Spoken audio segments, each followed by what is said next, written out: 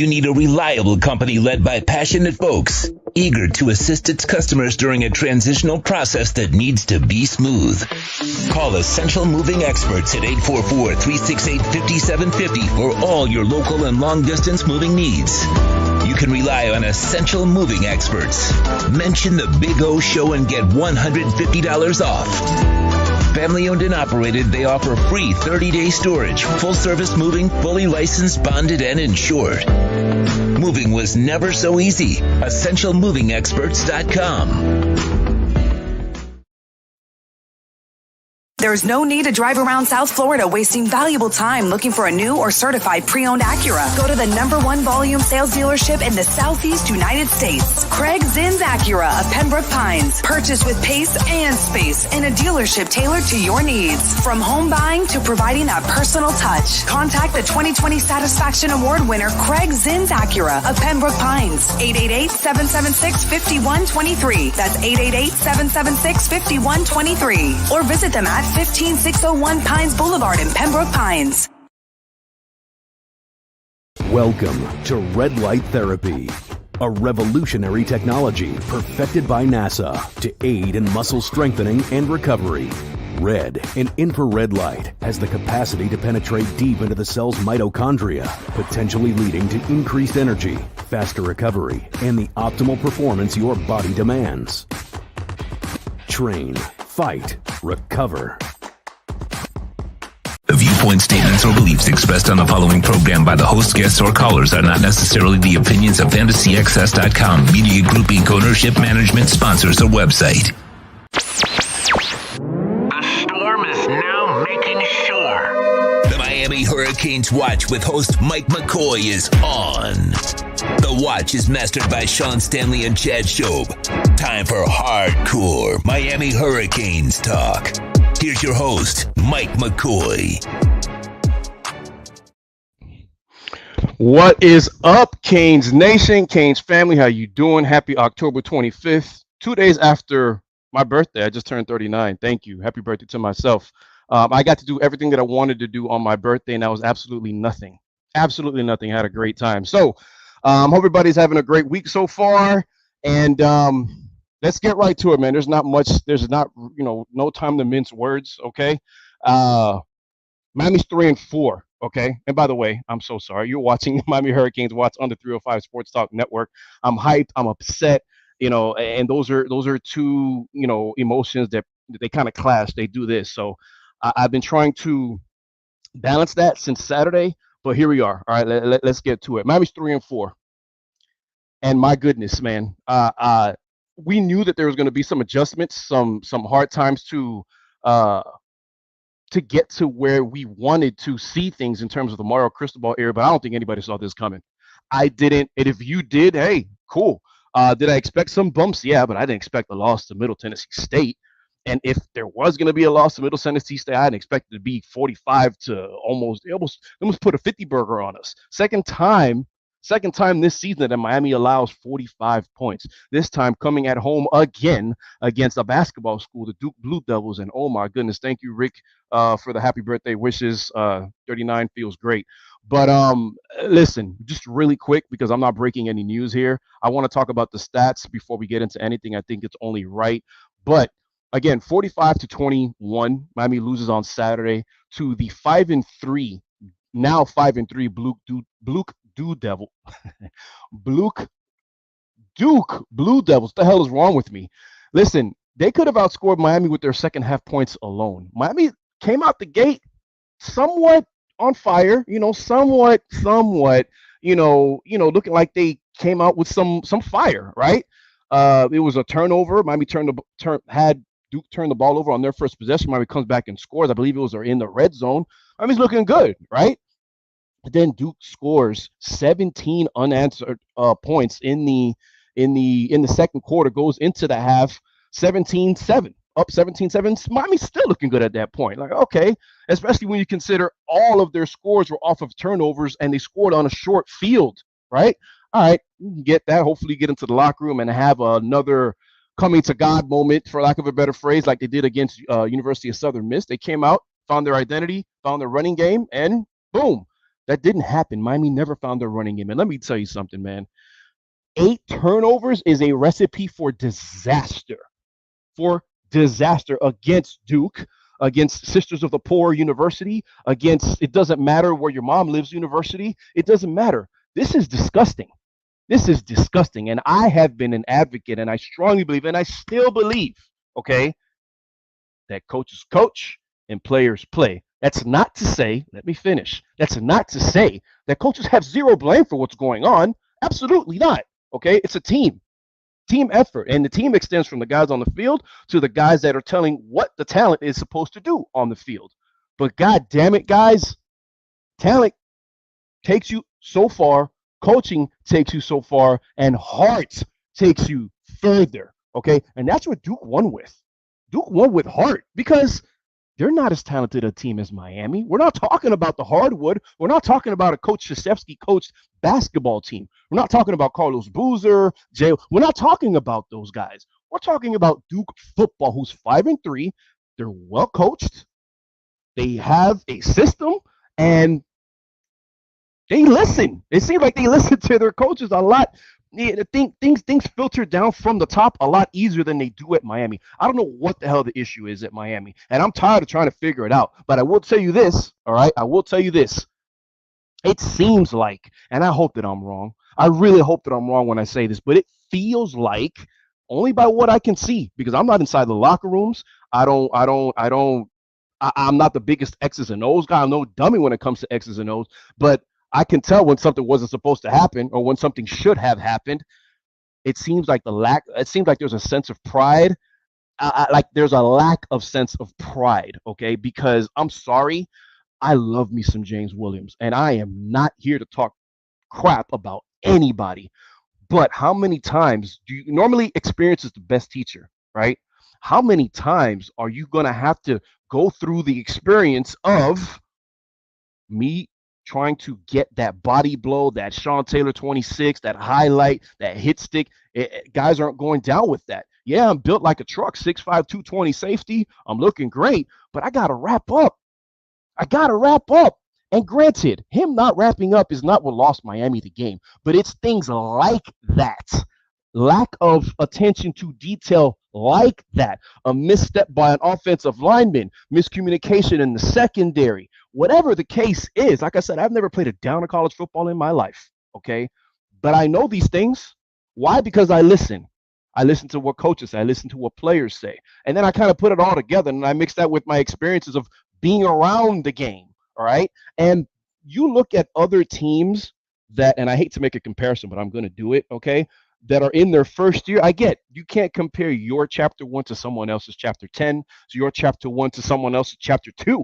I get that, because changing a culture takes a long time depending on that culture. Everybody has a different starting point, okay? Even Coach Cristobal said that exact same thing on Monday. They're asking him, somebody asked him, how long do you think it's going to take to change this culture? And he was like, it's different. It takes different time frames depending on where your starting block is. And I'll tell you where Miami's starting block is. It's in the negative, all right? I don't care how much talent Miami has on the roster, because according to the what is it called? The oh man, I forgot the name of the metric or whatever, but over 50% of Miami's roster is comprised of 4 and 5 stars. Okay, you figure you can at least get to a bowl game. Miami has to worry about getting to a bowl game, guys. Miami has to worry about getting to a bowl game. There are 5 games left in the season, and Miami has 3 wins.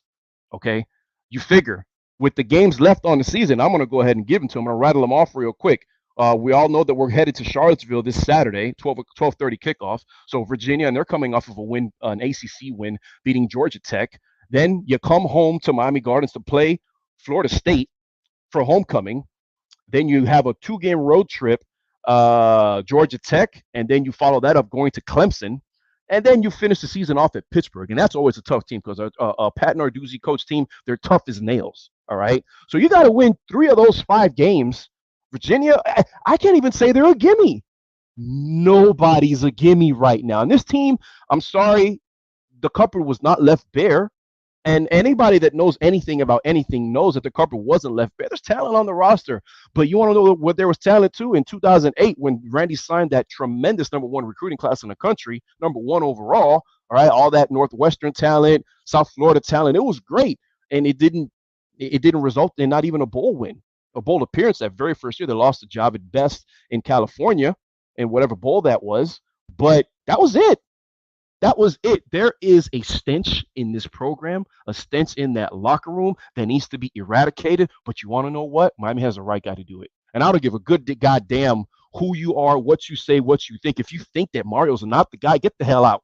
Get the hell on, and don't be a fan later. It's that simple, okay? Because I saw what he was doing at FIU, and it was idiotic that they decided to fire him, okay? Then he signs back on with Miami and says, wait a minute, Nick Saban wants me. I think this would be great for my career.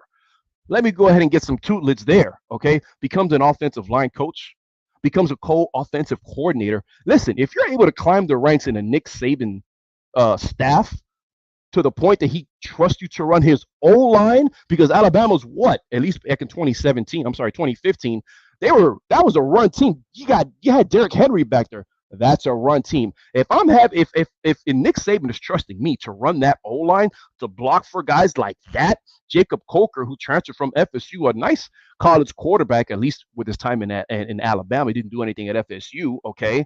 Lane Kiffin, the offensive coordinator there, whatever the Gators coach is right now, I can't remember his name right now because I'm heated. He was on that staff. The Michigan State head coach, something Tucker, whatever his first name is, he was a tremendous coaching staff there. If you're able to climb the ranks in a Saban staff, that means you know something about something. And I'm sorry, but Mario's one of those guys, okay? I'm trusting him blindly, okay? He wants to hire my grandmother on the staff. There's a good reason for it, okay? Maybe whatever the case is, but I'm trusting him. And it just pisses me off to see the fan base think they know better, okay? What are you talking about? Why don't you apply? Why don't you go to the University of Miami Careers website? There's an assistant coach and an analyst position there. Why don't you go ahead and put your resume on there that you've done this all the time on Madden and NCAA 14 and whatever the hell you think you know, and see what happens. Because listen, if you can help, please help. Because your Twitter fingers on Twitter, they're not doing it. They're not doing it. All right. So that's pissing me off, the idiots out there that think that Manny, sorry, coach, that Mario's the wrong guy for this program, because after 7 games, you're going to sit here and tell me what? And let me go back to my spiel. Alabama, all right, does his thing there, recruits like hell for him, for Nick Saban, that is, then goes to Oregon, wins 2 Pac-12 titles. I get it. It was a weak Pac-12, but wouldn't you take 2 ACC titles right now in a weak ACC? Yes, the hell you would. That was a rhetorical question. It doesn't need an answer. Yes, you would. Okay. So listen. Oh, and by the way, I forgot. Before that, what did he do? He only had a hand in recruiting the best college football team that you have ever seen. All right. He coached under Butch Davis. So you got Butch, you got Nick Saban, 2 old school attitudes.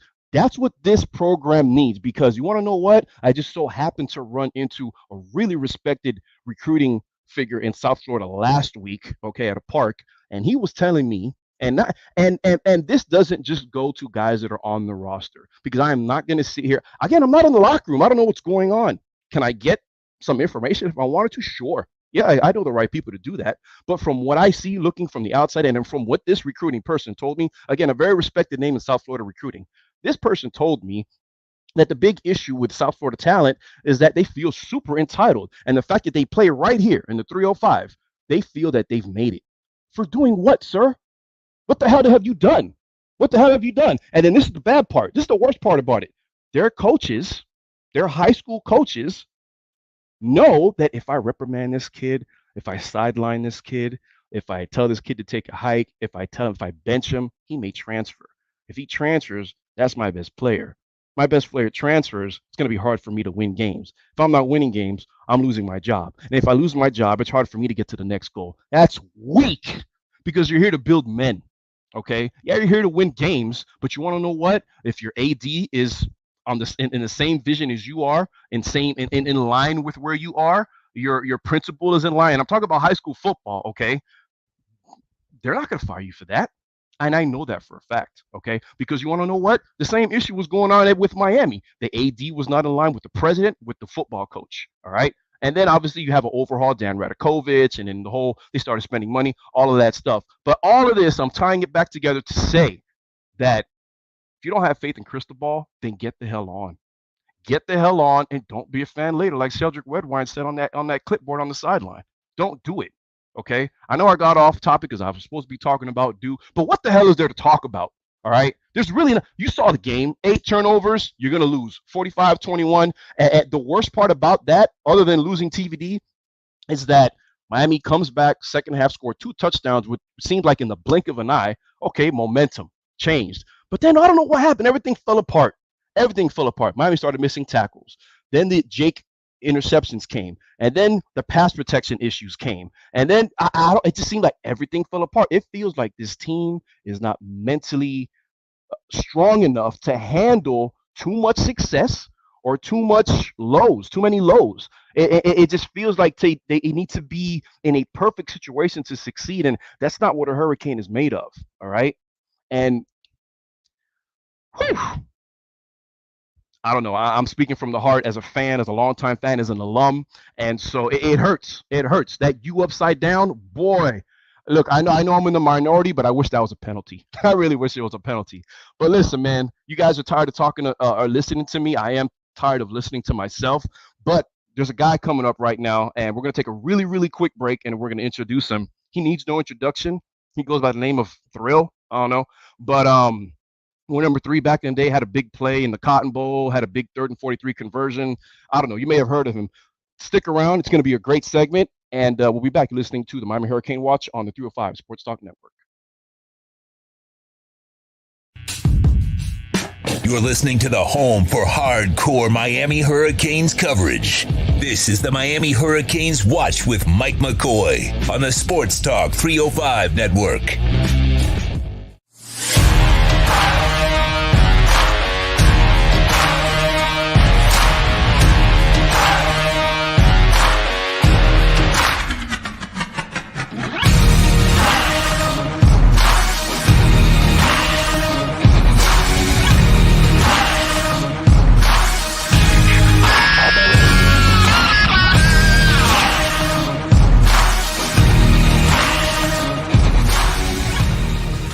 Red Recover now offers a simple-to-use, professional-grade light therapy device designed to help your dog heal and live a healthier life. Red Recover emits red and infrared light therapy based on the same science that NASA developed, all in a soft, flexible housing pad powered by a convenient, rechargeable lithium-ion battery.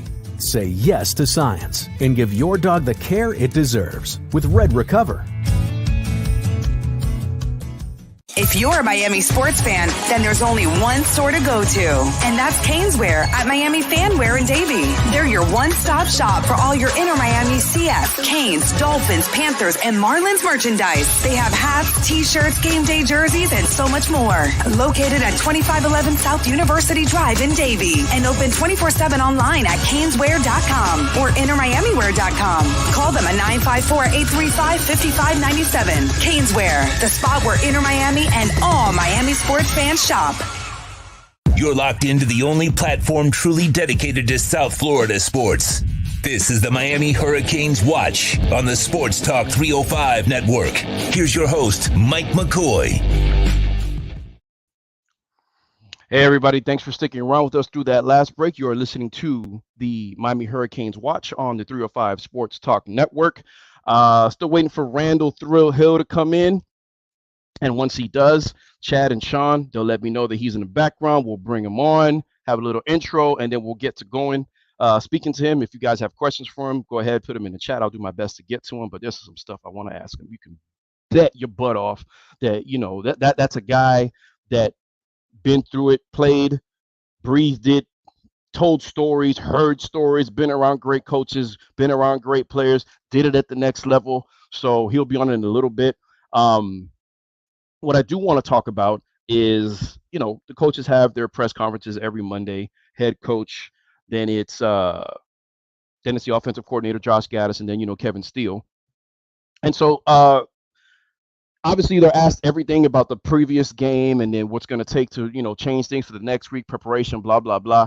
And Susan Miller Degnan asked Coach about what it was going to take and what were some of those things that he knew about that needed to change. When he said, you know what, I'm going to go ahead and take this job. Yes, I know that Miami has this going on and this going on, and they don't spend money and this, but I want to play something that kind of confirms that he knew what he was signing up for. Okay. And I'm sorry, but I don't think that if he didn't think he couldn't get the job done, if he didn't think he could have built a staff that was right enough to get the job done, and if he didn't have faith in himself, if he wasn't ready, I don't think that this guy would have signed up for something that he didn't have faith that he could turn around. We're talking about something that is dearly important to everybody that wore that U on the side of the helmet. And if they don't think that they can go ahead and make it look good, I don't think they want to make it look like shit either. Okay. So here's Mario Cristobal on Monday, what's today, Tuesday, yesterday, when asked about that, and just take a listen. Oh, I think it's all the stuff we've reiterated several times. I will answer all questions. I don't, I'd rather focus on our opponent and how we're preparing for them and our guys. I think we all know that, it's been inadequate for a while and maybe rationalized for a while, but we're not going to do that. We came here on a mission with a purpose, understanding that it's going to take tough-minded people with the right demeanor that can approach it the right way and fully invest in our players and the program. That's what it's taken when we went to Rutgers, when we spent time at Oregon, all the places we've been at, and it's no different here.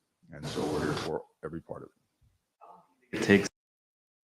I think that's telling. Because it's not just the coaches that he brought along, it's the guys that are already in the locker room, the guys in the fray, right? The guys that he's going to recruit. And I had the pleasure of talking to Hurricanes verbal commit Jackson Carver a couple weeks ago on the Sebastian Lane show, a show that is dedicated to recruiting, a show that gets a lot of Miami targets, verbal commitments, and hopeful signees on their show. Really, really good show. You guys should check it out. And I was able to step in and talk with Dave to Jackson Carver. And you want to know what he said? This is one of 3 tight ends that are committed to Miami. And by the way, you're listening to the Miami Hurricanes Watch on the 305 Sports Talk Network. Everybody waiting for Randall Hill. Don't worry. He'll be on. We're expecting him to come on. So just, I wasn't lying when I was tweeting that. All right. So he'll be on. It's just, things happen and he'll be on. But going back to what I was saying, Jackson Carver, one of Miami's 3 tight ends that are committed. He said on that show something that I will never forget. He said, you want to know what? We committed to Miami not because they're a winning team, not because we knew we were going to win championships right away, and not because, everything was already set for us to come in and dominate. We came to Miami because we really, really are bought in what these coaches are selling. And you look at that staff and, there's really like no better staff in the country. I'm paraphrasing, but in so many words, that's what he said. And if you check my Twitter feed, I've retweeted it a bunch of times. He went ahead and tweeted it. I think it was during the Duke game, maybe after the Duke game. And that's what Coach Cristobal was talking about in that clip. That's what Coach Cristobal, the mentality that he needs, that he's trying to recruit to bring on. And listen, you're either in or you're out. And I don't know if you guys heard the post-game press conference after the Duke loss. Coach was pissed, but Manny Navarro straight up asked him, like, hey, he asked him about guys that looked like they quit during the game. And I was too heated to check it out. O and I and Sean, we're at Walk-Ons. Come out, check us out on Walk-Ons for every game, home or away. And by the way, we're still working on Thrill. The Sean is working on getting him to make sure he's coming on. We're working on it, guys. He said he'd come on, and we wouldn't say he was if he wasn't. But what was I saying? By the way, yeah, come check us out at Walk-Ons on Saturdays. But I'm sitting there watching the game, and I was too even pissed off to notice if there was anybody that quit. But apparently there was, because Manny's not stupid and irresponsible of a reporter to ask that question just because. So Coach Cristobal's response was, we'll deal with those people when the time comes, like if they don't want to be, he basically said, I'm going to get the quitters out of here. All right, guys, do you remember that going into the spring, into the summer, from the spring, there were 17 guys that transferred from the program? 17. Okay.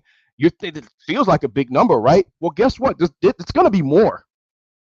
It's gonna be more, okay? They may be names that you love. They may be names that you have no idea. All right, but there's gonna be more. There's definitely gonna be more, because if that wasn't the case, you wouldn't see the effort that's been going on for 3 losses. All right, excuse me. I'd be okay if the effort was the same in losses like they were to Texas A&M, but it wasn't.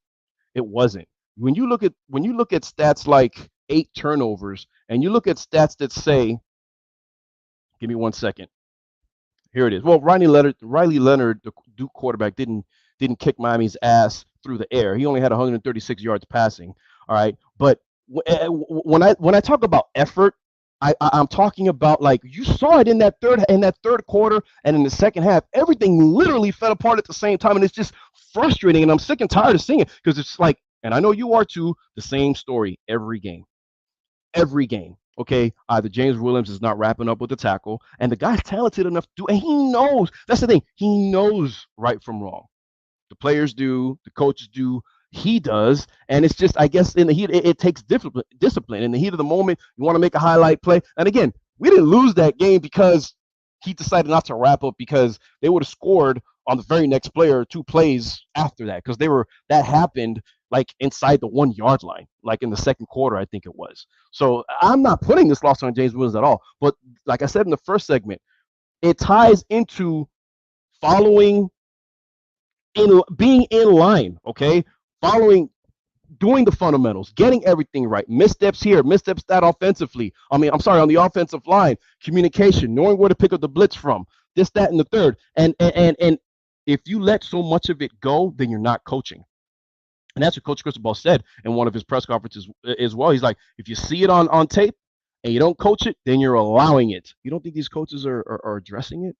There's only so much addressing they can do. You think they go out there and say, all right, guys, all right, this is how you fumble the ball, Rooster. Rooster's had 3 big time. And look, I love me some Rooster. I do, but I think it's best for him to take a seat back right now, because that's how you build accountability. And damn, I better get my shit together, because if not, look what happened to DJ Dallas. And I get it. He was probably freaking out. He figured out he was going to be a father around that time. There was a lot going on in his life. He did what he had to do, sought a sports psychiatrist, and boom, DJ Dallas is one of the most consistent running backs, during the time that he played here at Miami. But listen, man, the biggest thing I took away from Duke, and again, those of you that are waiting for Randall Hill, let me check here. They're still working on it. And guess what, guys? He's in. So, Sean, Chad, do me a favor and play that intro, because yeah. Going downfield for Real Hill at the 20, to the 10, touchdown Miami. Come on back, Randall. Come on back. Well, we talked about the older, more experienced Miami team. This borders on child abuse.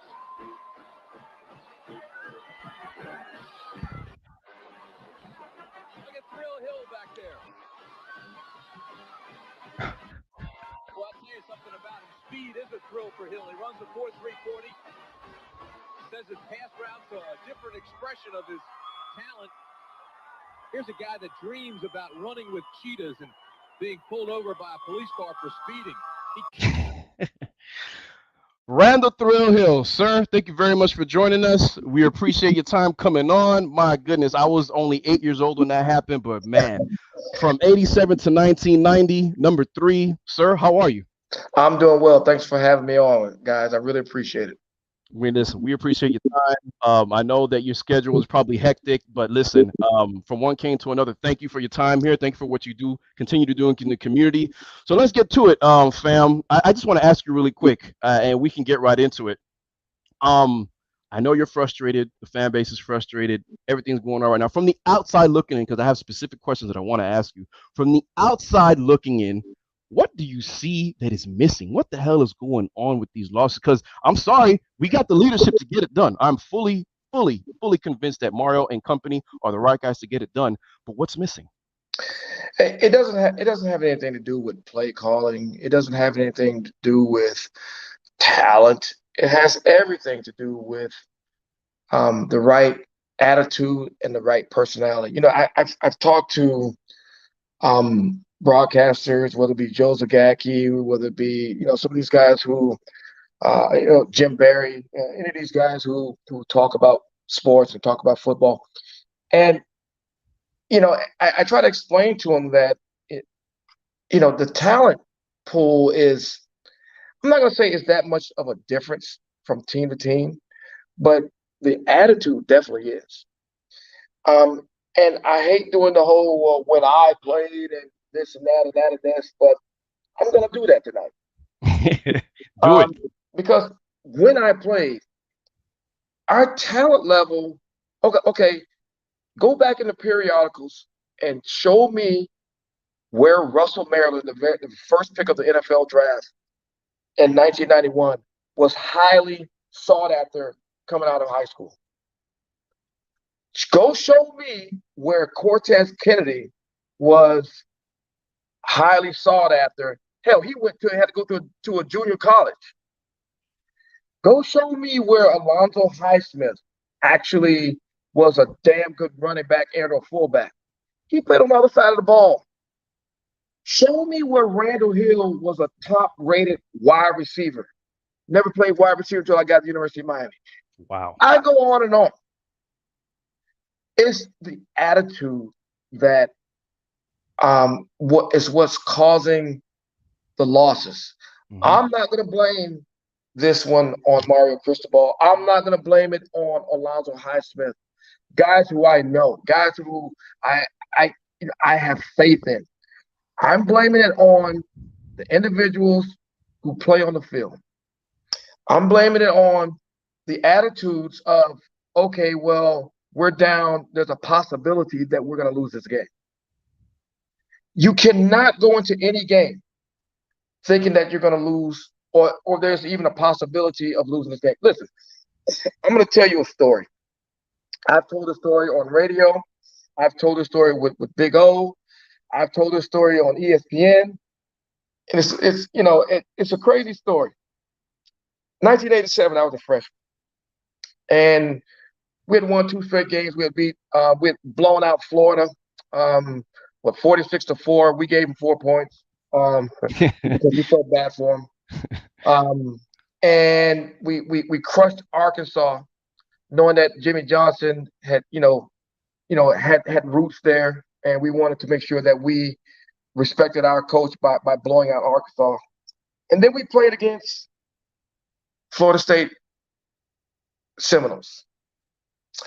By halftime, we were getting our ass handed to us. Mm-hmm. We were getting crushed. I was a true freshman at the time. So I walk into the locker room. I'm paying attention to everything because I had never been in this situation at the University of Miami before. So on the right side of the locker room was the defense. Okay, yeah, there was a mini riot going on that side of the locker room. I will say that. There was some choice words being said.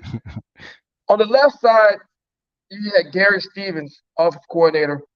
He's trying to work his magic. He's at the chalkboard, and he's trying to, get us to compose ourselves and work the offensive game plan. And then all the way to the left, sitting by himself, with his Walkman, old school Walkman, mm-hmm. Was Mike Irvin. I walk over to Mike, and I said, Mike, we're getting our asses handed to us. I said, what are we going to do? I mean, what the hell is – and I'm like internally panicking. And Mike, he took off his headphones, and he says, look. And back then, we wore these shoes called Tiempos. Okay. He says, look at my shoes. He says, I got a little dirt on my shoes. And he says, what we're going to do is this. He says, you're going to help me lace up a brand new pair of shoes that don't have any dirt. He says, rookie, grab me those shoes from on top of my locker. Grab the shoes. He says, you lace the right one up, I'll lace the left one up. And I said, okay, but what the hell is that guy doing in this game, right? And Mike said, look, this is what's going to happen. We're going to go back out on the field. We'll get some plays from the sideline. We'll probably call a couple of audibles in the huddle and or at the line of scrimmage. And he says, I promise you, by the third quarter, I think we were losing by 17 points. He says, I guarantee by the end of the third quarter, we'll be winning this game. First series, Irvin calls an audible with Steve Walsh, touchdown. The next series, Melvin Bratton calls an audible. I mean, you can go back and look at it on the film. He throws up his hand. That means that we're breaking our route. Touchdown. Yeah. The very next series, I want to say it was Martin Mayhew that Irvin beat down the sideline. Had an audible with Steve Walsh. Touchdown. This is not about play calling. This is not about players on the field and talent. This is about attitude. And then once the players, fans understand that you have to have the right attitude to win these games, whether it be Duke, whether it be Little Sisters of the Poor, whether it be Middle Tennessee, whether it be Wartburg State, whether it be Florida State, you have to have the right attitude. And that's what I do not see right now. Amen. You need to listen. You preaching to the choir, because I've been saying it and I've been saying it. And by the way, if you're just now joining us, that man to my right, I don't know if it's your right or your left, Randall Hill, played for Miami, 87, 91. Needs no introduction. He's joining us. You're listening to the Miami Hurricanes Watch on the 305 Sports Talk Network. And Thrill, I've been saying it, man, like coaches coach, players play. It's about a sense of pride. Sometimes X's and O's go out the window, and you gotta beat the man in front of you because you are a better football player, right? You came here to play football, and you didn't come here to get punked. It just feels like sometimes like give me a helmet. Like, damn, I feel like doing this. But listen, what you described, see that four-letter word on my hat? It sounds like I want to know what it takes to have that, because you can't just walk around with a swag. You can't, that stuff doesn't exist without what I think is hard work. With hard work, and look, you just named them. Russell Maryland didn't have all the accolades. You yourself didn't have all the accolades. A lot of guys out there that are Miami guys did not come in here and they were the best player in the country. So what does it take? And I know swag doesn't win games. I get it. I know exactly what the hell that is. And I've never been inside of the University of Miami locker room. But that four-letter word was invented by you guys because of a work ethic. And you pretty much answered the question. That's the difference between now and then. That work ethic, that belief in oneself, belief in the system, belief in the coaches. And sometimes you just got to take ownership of it. Coaches coach, players play. Can you talk about that? Yeah, again, there's a difference between being a fan, and then there's a difference between being a fan and a student of the game. Oh my God! At the University of Miami, we were students of the game, and we became professors of the game. Oof. To the point where when your coach has to call down, the office coordinator has to call down from the press box and say, "Hey, listen, we're going to take you out of the game because we're crushing this team, we're crushing that team, and we don't want to embarrass them too bad." And by the way, back then, the media crushed us because of some of the stuff we did on the field. But I bet they really wish that we were there now. But it's a sense of pride. Listen, when you go out on that field, the first thing that I recognize is the names on the back of the jersey. Yeah, we are a team. And I'm going to get to that team stuff in a little bit. Okay. But you have your name on the back of your jersey. Do you really think I want to go out there on the field and embarrass my mom, embarrass my dad, embarrass my grandparents, my grandmother who worked at the University of Miami? You must be out of your rabbit ass mind. So that's first and foremost. Second, you have the team. Now, when I say team, let's put that in parentheses. Is football a team sport? technically, yes. Now I know some people are listening now and they're probably saying, nah, Randall must have CTE because it's a team sport. No ifs, ands, or buts about it. But no, the way I look at it is football is on any given play, 11 individual fights, 11 individual battles.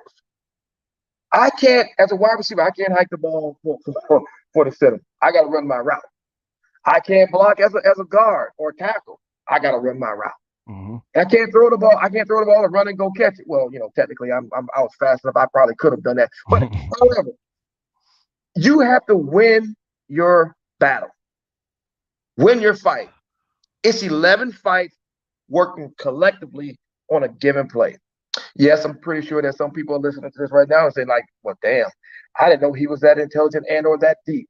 Yes, I was a clown on the field. I had a lot of fun, but it's about being a student of the game and being able to understand that you must win your battles. Right. Talk about swag. Let's go back to swag. And let's take a tour around the room. Okay, Preach, brother. Preach. Now, swag. Muhammad Ali. That's swag. Talking about swag. Jackie Robinson. There's his signature. That's swag. Let's just take a look around the room. Dr. Michelle Hill. MD. That's swag. Yours truly. Randall Hill. That's swag. Mm-hmm. But it's a lifestyle. It's not just talking about it. You have to live it. You have to own it. Oh my God. You have to know that everyone's going to come after you because you represent the University of Miami. We pounded people's heads in for years. So you trying to think, even though the University of Miami is down, people are not going to want to pound the hell out of the University of Miami? You owe it to the individuals before you who laid and set the precedence before you to stand up, suck it up, win games, and definitely don't lose any games at home. And I believe in Mario Cristobal. I believe in Alonzo Highsmith. They'll get it together. And I put out and follow Randall Hill on Twitter, Randall Thrill Hill. And if you go back and look at some of my tweets, I said this after the first win. I said, listen, don't come asking me, is the University of Miami back? No. I said, I will let you know when they're back. I haven't said anything. So they ain't back yet. Listen, man, it's that simple, and it's just frustrating because as much as I hate to make it sound simple, I think a lot of it is generational. How it happened, I don't know. But it just feels like somewhere along the way that there was a template that you guys had, right? And it was passed down and it was passed down and it was passed down. But that somewhere along that line, people wanted to edit. And when I say people, I mean players, maybe coaches, but for the most part, players, because players play and coaches coach. And I'm sorry, you guys listening, ladies watching, you heard him. You heard him say it, all right? These guys would take it upon themselves. Let me ask you this, Randall. How many times, well, you said it was audible. How many times, if you could put a percentage on it, a play came in from the sideline, headset, whatever the case is, and it was like, nah, hell no, I don't give a damn. This is what we're running because this man's guarded me. He can't, I've been doing this to him all game. He can't cover me, so throw it here. Or look, let's shift the block in this way because this man can't talk. We're going to run. How many times has that happened? Can you put a percentage on it? Because that's being a student of the game.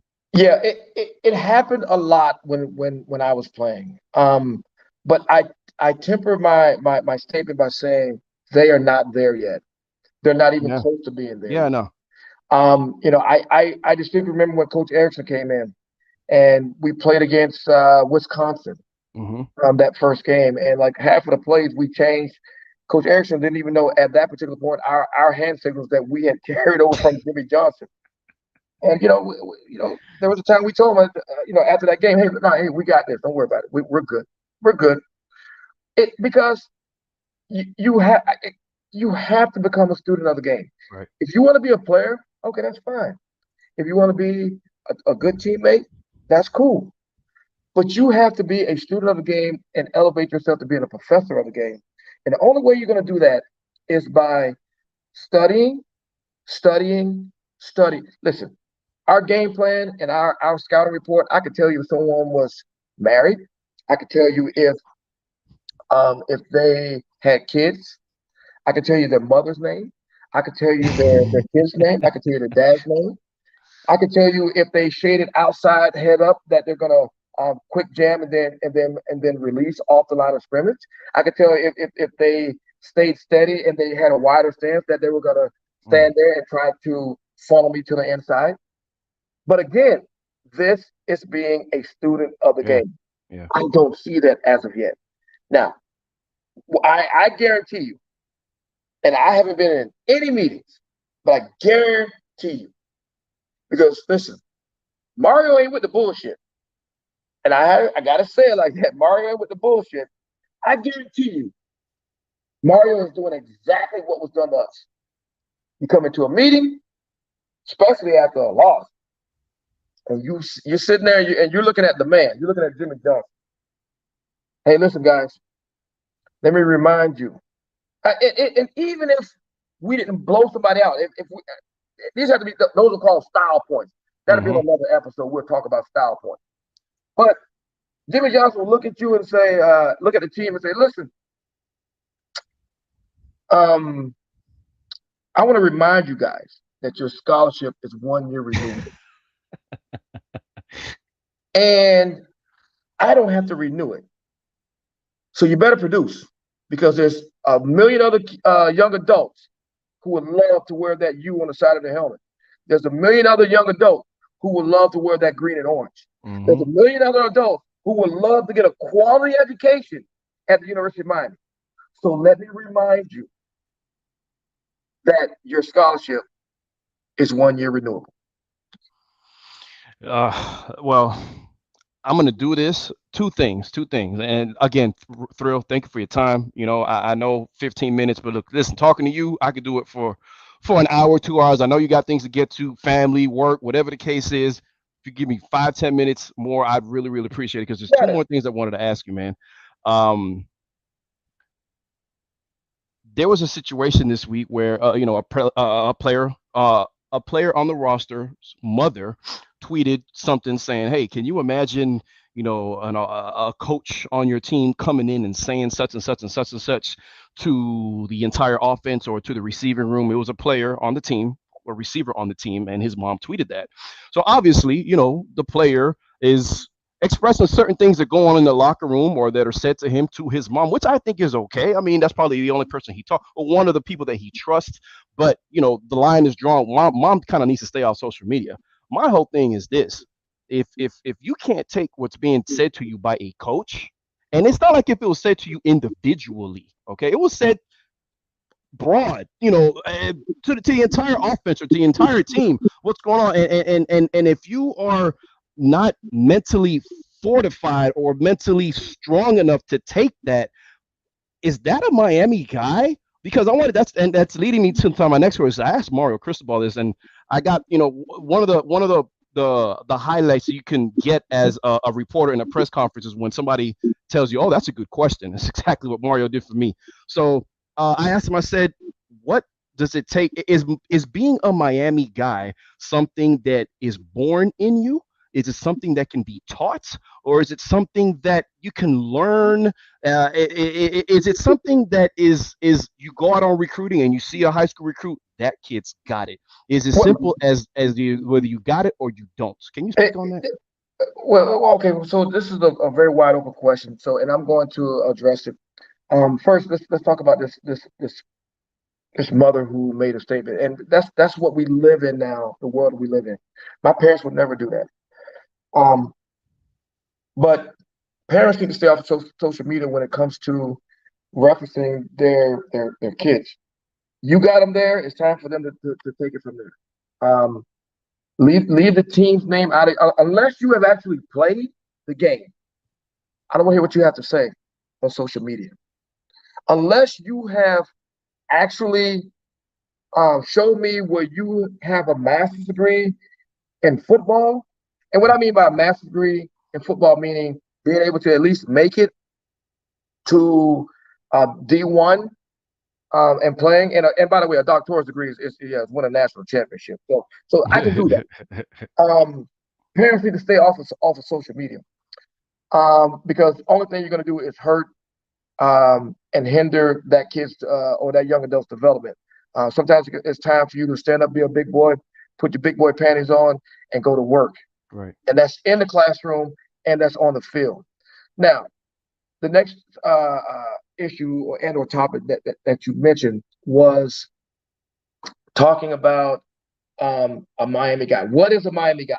Okay, so a Miami guy is someone on the field who doesn't take any, I got to say it like this, and usually I don't talk like this. Hopefully my parents don't hear me or don't hear this. They don't take any shit on the field, okay? No crap on the field, but you know what? They actually also do what they say they're going to do. You say you're going to win the game, win the game. You say you're going to blow somebody out, blow them out. That's a Miami guy. A Miami guy says what he says, means what he means, and actually backs it up on the field. You're not going to see anyone back in the day celebrating if they're not getting the job done. Now, Miami guys back then came from New Jersey. Miami guys back then came from Chicago. Miami guys back then came from New York. And Miami guys back then came from all parts of Texas.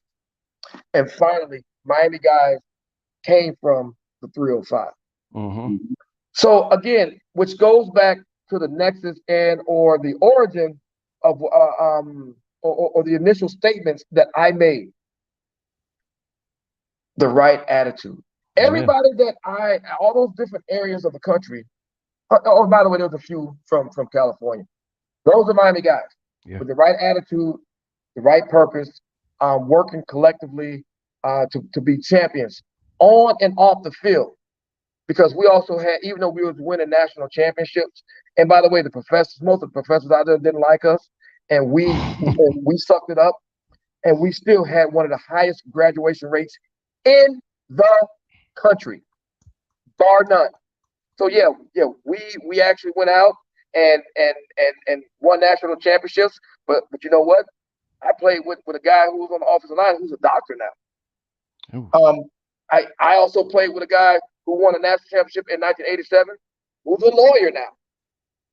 And you know me, I'm like the real Jason Bourne. I am them, I am they. I'm a figment of your imagination and dismiss that so. I'm your man in black. I'm a federal agent. We've had a lot of fun on the field, but we got it done. That is who a Miami guy is. Get the job done. Even if you look back during those times, you had rioting, you had civil unrest. Right. Sometimes the economy was up, sometimes the economy was down. People were there was a lot of racial tension back then. But Miami guys brought Miami together. Miami guys believe in showing the community that you can argue outside that stadium, but when you come to that stadium, you're going to support Miami guys. Man, I'm getting goosebumps listening to you because, like I said, I'm 39 years old. When Miami was doing their thing in the 80s, I was born in 83, so I really didn't pay attention to Miami football, maybe late 80s, early 90s, till I was able to know what was going on. I missed a lot, right? But I know my stuff, and I know that it takes everything that you said, but I think a lot of the guys, they talk a good game, and I'm not saying that they're not capable of doing it, but high school and college are two completely different animals, and then obviously to the NFL, but we're talking about Miami right now. And I think they talk a good game, they say it, but I don't necessarily know if they really mean it, okay? I don't know if they really mean it, and it takes caring about, number one, yourself, what you do, because let's be honest, sometimes you got to put yourself first, okay?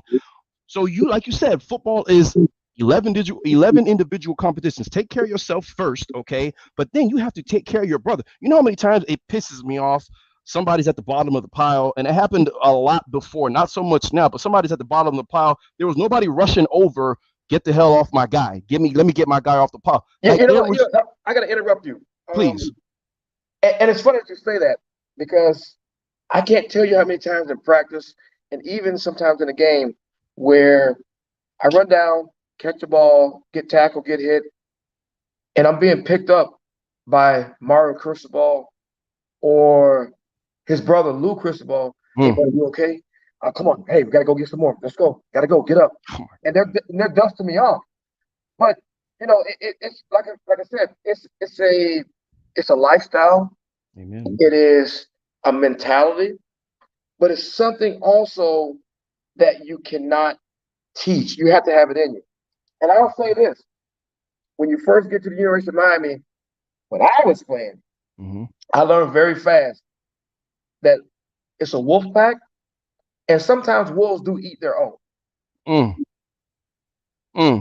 You know what? Leadership and accountability is void right now. And whoever this gets to, whatever player this gets to, whatever coach this gets to, I don't mean it in a bad way. I mean it as a fact, because I don't see Mario Cristobal's on that roster.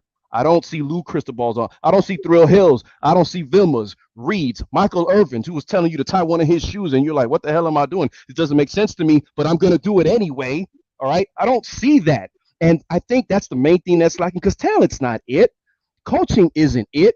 It's up here and it's here. And it's frustrating that, like you said, he can't teach it. So the good thing about it is we know somebody at the top of the coaching chain right now that's leading this program knows what it looks like, and he's going to bring those dogs in, because these guys, they talk a good game. And look, again, I love me some James Williams, I love me all of these guys, but something is not transferring over from the high school gridiron to now. You know, I listen. You're talking to someone, and I'm gonna tell you some things that you don't know. Oh, here we go. Yeah, I played at the University of Miami. I'm in the Hall of Fame at the University of Miami. I have 2 national championship rings, University of Miami. Big O knows this. He's probably back there saying, "Yeah, I know where Randall's going with this one." My wife is the first African American inducted into Phi Beta Kappa chemistry, University of Miami. Name engraved on the wall at University of Miami. My parents both got their master's degrees at the University of Miami. Oh, wow. My grandmother worked in the cafeteria at the University of Miami. My uncle, who was he's a retired assistant superintendent of Miami-Dade County Public Schools, graduated from the University of Miami with his doctoral degree. I am University of Miami, and nothing hurts me more than to see what is going on right now. You have a lot of players who've gone through the University of Miami. Nobody has the legacy that I have at the University of Miami. I keep my mouth shut. I don't say much unless someone like Big O grabs me and says, "Hey, listen, all right, bro, you got to talk to the fans." I'm like, okay, I'll do that, bro.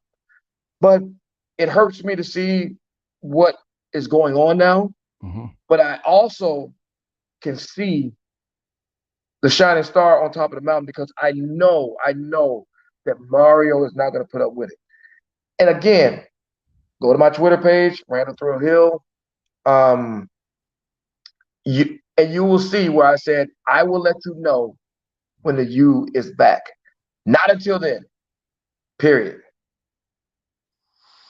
I think it's that simple, man, because you want to know what? And this is not to insult anybody that knows when the University of Miami is back, because I never laced them up, okay? But let me tell you something. My first game at the OB I was in the 4th grade. It was the game that made it 58 in a row. The very next week, Washington came down and got lucky, all right? That very moment, I was in the 4th grade, Thrill. I knew this is where I needed to be. And again, I'm a basketball guy. Football is my first love, but I wanted to get into sports so quick. Middle school's down here, and my parents couldn't afford, letting me play optimist, something like that. Middle school is the first thing that I can get to play sports, so I did basketball. I'm a hooper. I'll take anybody in the hardwood. And then I high jumped. But football's my baby. And I knew, like, you can tell, like, Notre Dame 2017, you want to know when I knew when Miami was winning that game? The very first defensive series, because Miami was playing on defense first. That very first defensive series. It's funny. You know when you said that, and I'm going to up you one. You know what I knew when we were going to win games? before we even came out of the locker room because we was already talking about where we were going to hang out and party. Because we knew. And I noticed this when the very first game I played in, University of it was just University of Florida. I seen our defensive squad, Tolbert Bain, Benny Blades, Danny Stubbs, literally go stand in front of the visiting team's locker room, which is University of Florida, and told them, walk around us. This is our home. Oh, my God. Walk around us. This is our home. Hey, don't touch me. I beat your ass. Listen, but that is the swag that has to be carried on onto the field. Right. You can't just talk about it. No. You got to be about it. You have to live it. You have to live it in your classroom. You have to live it in the dorm rooms. You have to live it with your family. Even now to this day, I go bike riding. I'll do 15, 20 miles, which is not far. And my wife is with me, and I'm pushing her to grind a little bit more. Come on, let's go faster. I don't know. Maybe I'm sick in the head.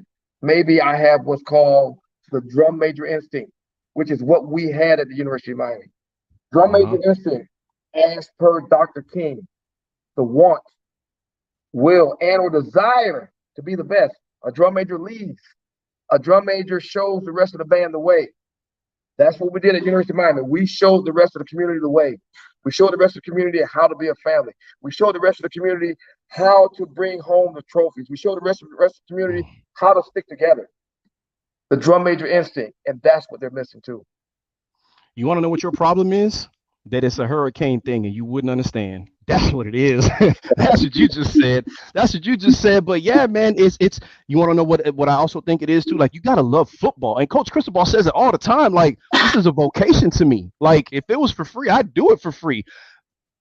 Love football to the point that you can't be without it. And I know you guys love football. You loved each other. You loved football. And the only way you can do what you just did, party before the game, get in front of the locker room, say, walk around me, don't touch me, is if you put it on the field and you worked and you worked to get it done, because you're going to look dumb as hell if you don't get it done.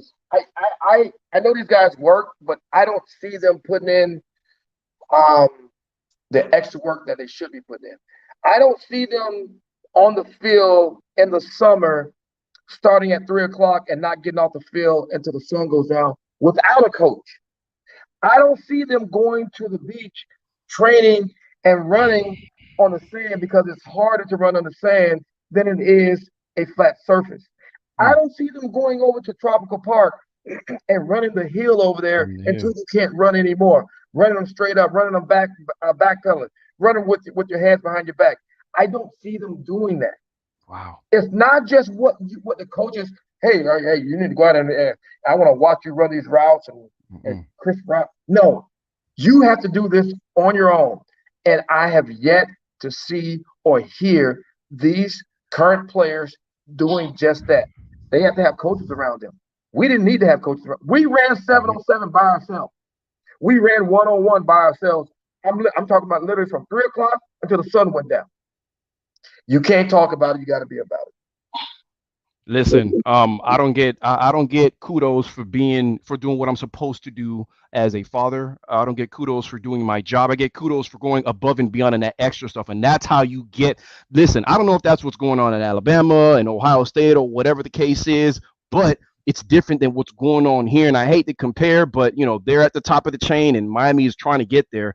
But Thrill, man, my goodness, you are a wealth of knowledge. You are a wealth of knowledge. You are very well respected. Thank you for everything that you do in the community.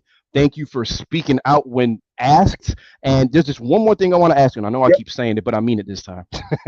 I was talking to which player was there? I was talking to Will Mallory today in the press conference, and I asked him. I said, "How often do you either reach out or maybe they reach out to you, but how often are you in contact with former players?" And it doesn't have to be the Randall Hills, the great guys in the 80s. It could be the Brevin Jordans or whatever.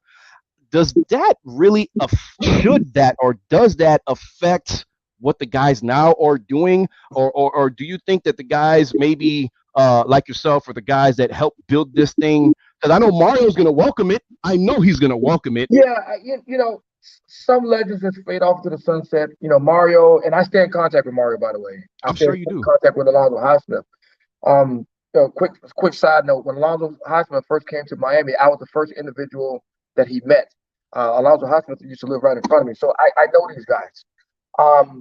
So Mario has welcomed me back. Alonzo has welcomed me back. Some legends just fade off into the sunset. Okay. And just go over the horizon and while waving their hand. I don't mind going back and letting the guys see me and asking questions, but they have coaches now, and the coaches have to do their job. Players have to do their jobs. I'm here to support whatever Mario and Alonzo Highsmith asked me to do. I'm going to do it. I don't have a problem doing it. Maybe I will stop out there. I know I was afraid when I saw Jerome Brown come out on the field. I'm like, oh, damn, the right way. I was afraid. I'll tell you this. True story. The very first thing, as I let my dog out, the very first thing that you do as a player when you get to the University of Miami as a freshman is you run the 40. Mm-hmm. And I had on some high top, old beat up Nikes, high top. Okay. And Alonzo Highsmith came over to me because he hadn't got his contract squared away yet. And he says, and Jerome Brown was there, and a few other guys were there. And he says, Randall, he says, you gonna wear those to run the 40? And I said, yeah, bro, I'll bust it out these right here. Oh, beat down. I mean, didn't even have any spikes on the bottom. And he says, well, Jimmy Johnson asked me who was going to be the fastest freshman, who's the fastest on the team. I said, okay. He said, I told him it was going to be you. And I said, okay. And he looked at me and he says, Randall, don't disappoint me. We grew up together. Don't disappoint me.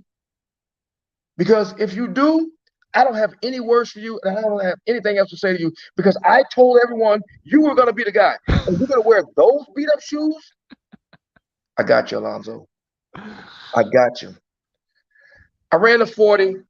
Alonzo was walking away. He yelled back to Jimmy, what's the time? And Jimmy said, yep, he's the fastest. And I looked at Alonzo, and I said, bro, I will not – if I give you my word, I'm not – because you know why? Because – guys who it's almost like a pecking order. It's almost like a football mafia. Oof. Some of the guys who came in after me, they called me the OG. I look at someone like an Eddie Brown, Stanley Shakespeare, Smokey Roan, Alonzo Highsmith. Hey, those are my OGs. I can't let these guys down. And if I sit down at a table, hey, you know what? Yeah, I'm in the Hall of Fame and at the University of Miami, but you know what? The guys who came before me, who paid the price for better things to come, and for guys such as myself, I gotta pay homage. It's the same way. You don't disrespect an OG by losing games. You don't disrespect an OG by letting an opponent score. You definitely don't disrespect an OG by letting someone, a team, come in to South Florida, Miami, Miami go 305. And win? Get the hell out of here, man.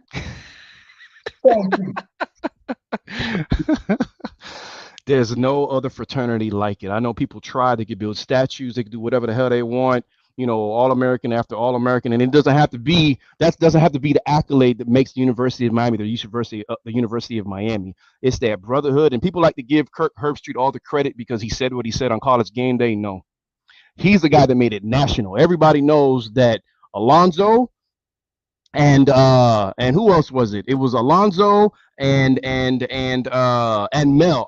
Alonzo and Mel got that thing started in the background to get Mario here, and all this change started. The brotherhood started it, just like you explained about the brotherhood. It was them, but it was also other individuals behind the scenes. Right. And we'll keep them behind the scenes because I kind of got a feeling of who was part of getting Mario here and getting Alonzo here.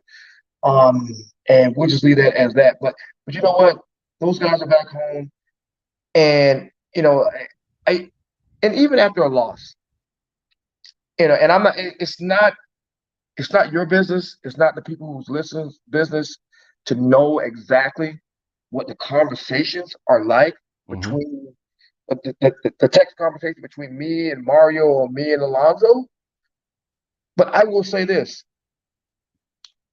I try to make sure that I text one or both of those guys after a loss, because it's not after a win that you need that support. Amen. As a player, as a coach, as a general manager, as a director of player personnel, it's after that loss that you sometimes may second guess yourself. Or hey, maybe I should have, or what if, and how about, and you know what? Bottom line is, you can't what if, because what if a frog had a glass ass and we broke all the time? Listen, Mario, hey, keep grinding, bro. Alonzo, keep grinding, bro. Yep. And I'll be there to support you to the end. Thrill, it has been awesome. I'm gonna go back and I'm gonna rewatch this. Okay, even though I just finished living it myself, it's my first time talking to you. I follow you on Twitter. I know as much as I can about you in terms of hurricane lore and everything that you've done in the community. Thank you for your time, brother. I know homecoming's coming up November 5th, FSU. I hope that you'll be part of the festivities on campus. If so, I hope to run across you and meet you and everything like that. And last but not least, I hope it's not the last time on this show. And whenever we can get you on, even if it's for 5 minutes. Well, you need to talk to Big O, because you know what, I should swing on Big O. I really should. This son of a gun, this is the first time calling me in a few years, asked me to do a show. You know what? I should have just told him, nah, you do the show with me. Because I hadn't heard from Big O in a while, dog. It's good to get on. It's good to get on and support. And I believe anything that is positive. I will support anything that is positive when it comes to South Florida and Florida in general, because we are a diverse community. Yes. And we've seen the highs, we've seen the lows, and it's important to have an institution such as the University of Miami that can keep the masses together.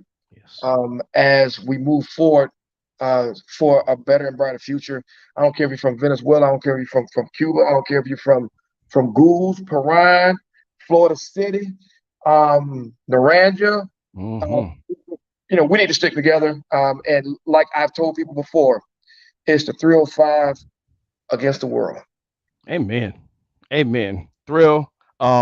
I'm going to go ahead and message you on the side as a thank you. Like I said, I'll follow you on Twitter. If you see it, you see it. If you don't, you don't. Doesn't matter. But thank you, man. Like I said, I hope it's not the last time. But listen, you're free to stick around if you want to. We got one more segment, but we're going to go ahead. I got to go cook, man. What's wrong with my wife's stuff? Man, y'all, man, I got to go, man. I'll talk to y'all later. Thank you. Stay safe and go Canes. Is there anything else that I need to say? I need to go take a break. I need to take a break. I need some water. I need some fresh air because I need to change the shirt. I'm sweating underneath my armpits. We have been listening to the Miami Hurricanes Watch. I'm your host, Mike McCoy. We will be right back after this. You're listening to the home for hardcore Miami Hurricanes coverage. This is the Miami Hurricanes Watch with Mike McCoy on the Sports Talk 305 network.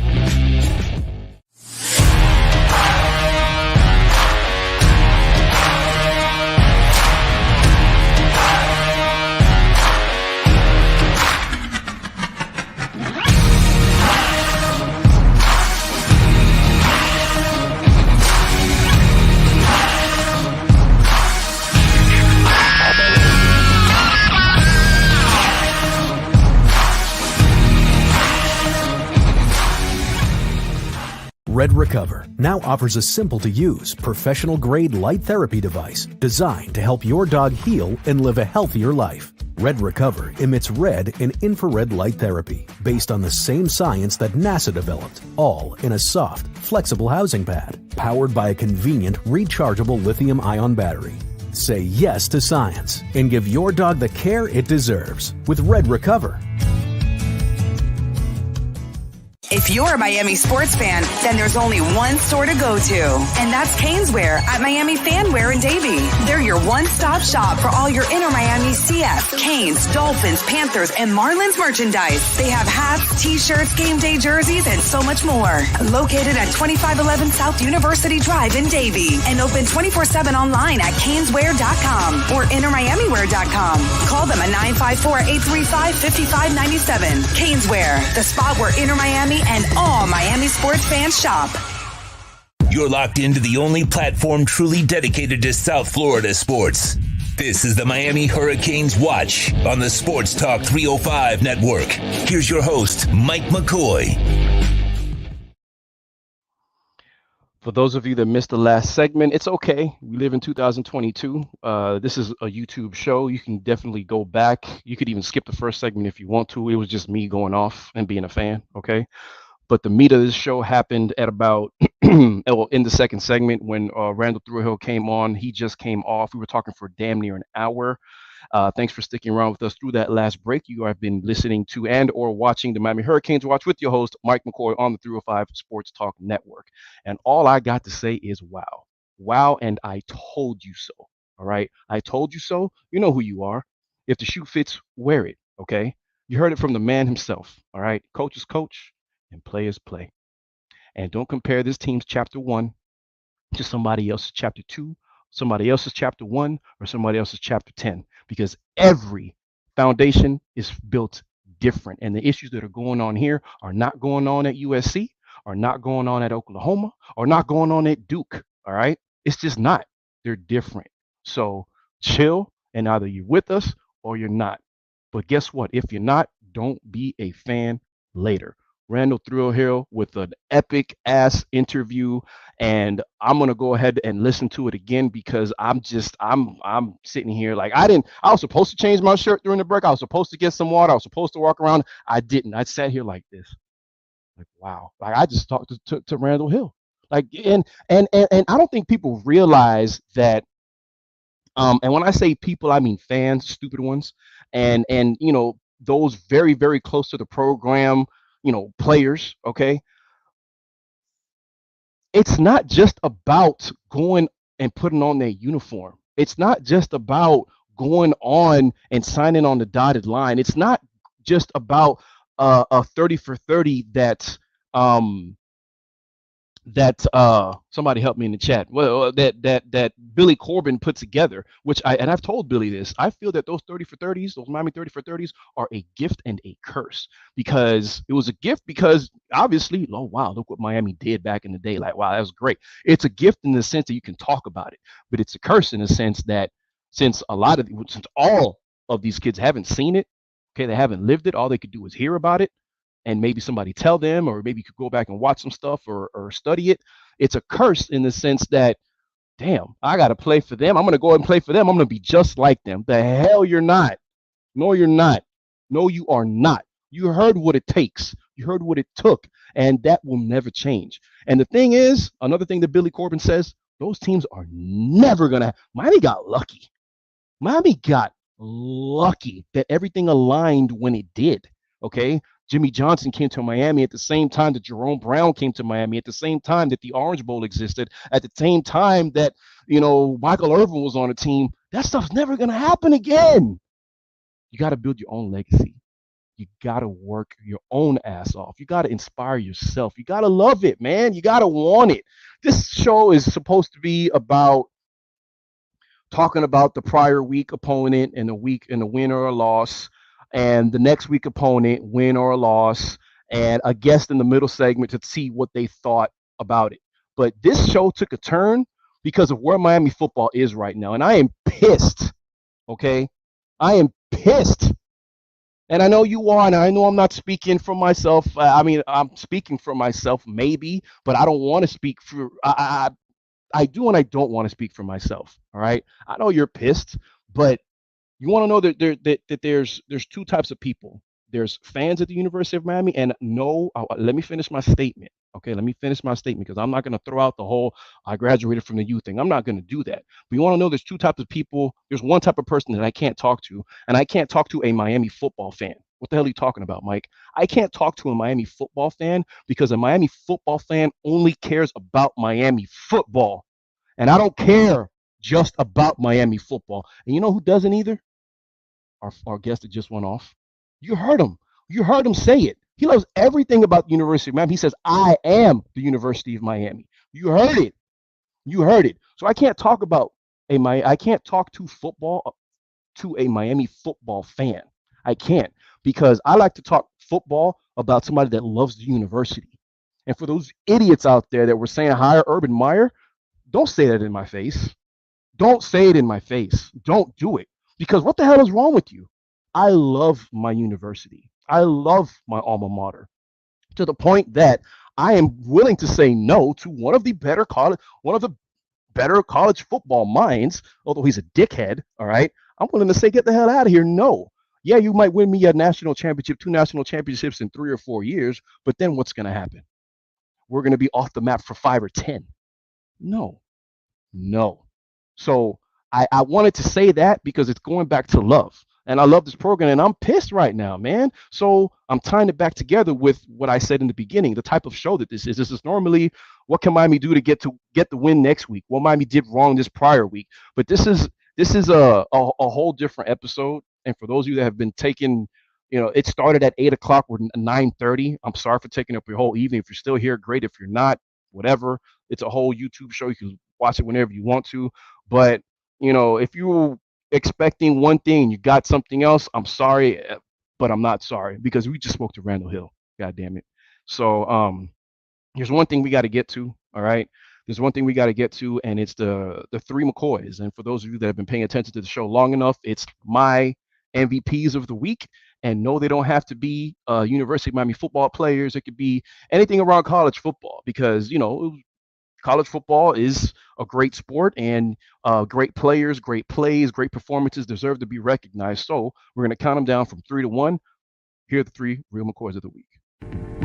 We're holstered and ready to unleash this week's Real McCoys. Time to hand out awards for this week's MVPs for the Miami Hurricanes.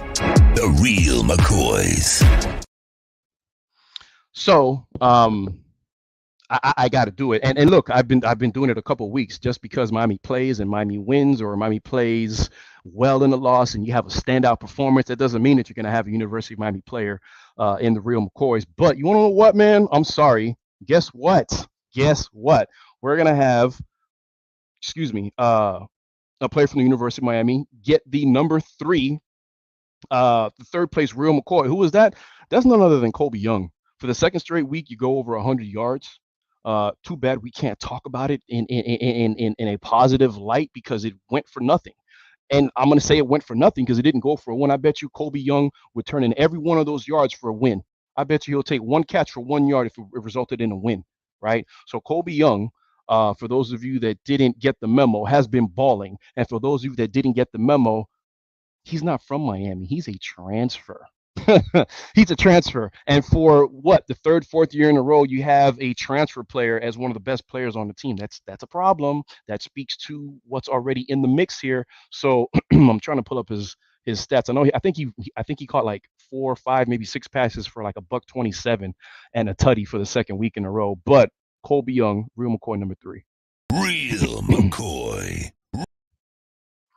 Second place, Real McCoy. So, there was some nice performances throughout the world of college football this past week. And look, for the 2nd week in a row, Tennessee's doing it, man. Tennessee, I think last week, my first place, Real McCoy, were the fans that took the goalpost out of Neyland Stadium and dumped it in the Tennessee River. That's hilarious. So, naturally, me and myself, and not that I thought Tennessee was going to lose, but you always want to see how a team reacts after a win like that. They came into the game versus Alabama at home, ranked number 6 in the country, catapulted them to the top 3. They're now 3rd in the country. They swapped places. I believe Bama's number 6 right now. Or maybe they would have went up after winning this past weekend. I'm not sure. But Tennessee 7-0. They followed up that big win last week or 2 weeks ago against Alabama. Host UT Martin, University of Tennessee Martin, and they kicked their ass 65-24. And you want to know why they get the second place, Real McCoy, is because they're doing what they're supposed to do. they're doing what they're supposed to do. Not only did they beat University of Tennessee Martin, but they beat them down by 41 points. That's what you're supposed to do after a win like that. That's why the Bulls get Real McCoy number 2. Real McCoy. And I got to give credit when credit's due. All right. I still feel this way because, number one, I don't like this man. I don't like him as a coach. I don't think he's done anything. I really don't think he's done anything. I know he hasn't done anything. I don't care what you do at Cincinnati. I don't care what you didn't do at Notre Dame, because he didn't do anything at Notre Dame. But right now, you do have 6 wins for the LSU Tigers. They are 4-1 in the SEC, and they did beat a top 10 team in the Ole Miss Rebels, the number 7 team in the country, Ole Miss, 45-20, holding and held that vaunted Lane Kiffin offense to 20 points and shut them out in the second half. So they had culture issues coming into the season as well. They seem to be adapting to theirs better than Miami is, obviously. So the LSU Tigers at 6-2 doesn't go to them. It goes to Brian Kelly. And I hate to say that because, number one, I don't like him as a coach. I don't think he's a good coach. I don't think he's a great coach. Let me put it that way. And I still don't think LSU is going to win 10 games under his tenure there. I don't see it happening. But I keep it a buck. And so I'm going to give Brian Kelly the number 1 Real McCoy of the week. Real McCoy. Sorry about that. And that's pretty much it. I mean, like I said, there were some really good performances across the week of college football, but only 3 of them are worthy of getting the Real McCoy. And so that's pretty much it. Ladies and gentlemen, I'm still I don't know how to feel after hearing Randall Hill say the things that he said and express the things that he shared with us. All I got to say is it's great to be a Miami Hurricane. There's nothing like it. Okay. Whether it be a student, whether it be a fan, whether it be just, your involvement with them just because you love the orange and green and you have a relationship with someone. It's kind of like Jeremy Shockey said in those 30 for 30s. It's kind of like, it's like a game. You're a blood or a crip. Well, which one are you? You're either with us or you're not. So ride or die. Like, this is it for me.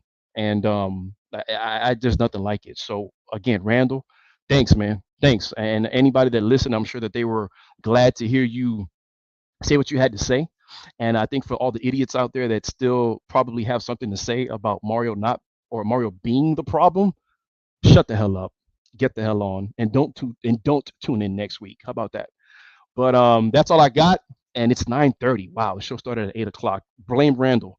We'll be back same time, same place next week, right here on this channel, 8 p.m. Be sure to check out the hour before, 7 to 8 p.m., the Gridiron Roundtable. You're going to have Irish O'Fell, Manny Navarro, pretty much all the beat writers from the Big Three, Gators, Seminoles, and Canes. So that on from 7 to 8, and then I'm on from 8 to 9, unless we have a guest like this that takes up 50 minutes of our time. But thanks for tuning in, and stay safe. Okay. That's this week's Real McCoys on the Miami Hurricanes Watch. You've been listening to the Miami Hurricanes Watch with host Mike McCoy on the Sports Talk 305 network. The Watch is mastered by Sean Stanley and Chad Shobe. Please subscribe to the Big O Radio Show on most platforms. Thank you for supporting the Miami Hurricanes Watch. Have a great night, Canes fans.